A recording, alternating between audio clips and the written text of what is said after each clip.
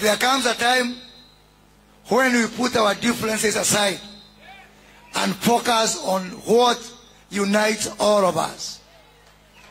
And this journey of development and this battle to put money in the pockets of our people is actually a moment of tea time when we pack our guns, get together as brothers and sisters, in the words of Governor Orengo, one people, one country, one nation.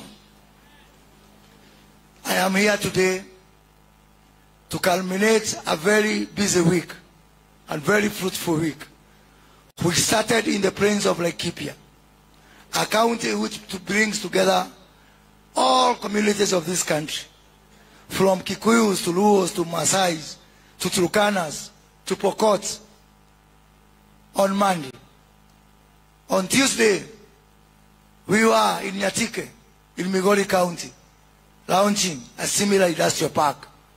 And yesterday, I was in Kisii, launching another park there in the land of bananas. And today, I came to the land of Jaramogi, and the land of Obama, and the land of Baba.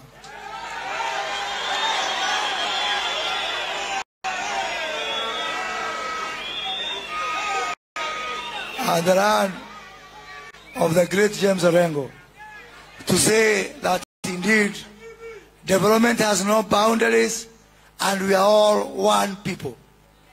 What would make me more proud that coming back here in Alego in 2 years' time and finding, as per my estimate, around 20,000 people working here, working on a very thriving fish industry, where today I am not coming with new fish.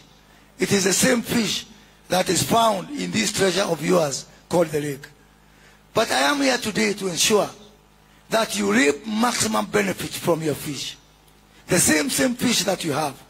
Once we do value addition, once you do processing of your fish, once you sell your fish directly from Alego, as that young girl has said, from Siaya to the world, it will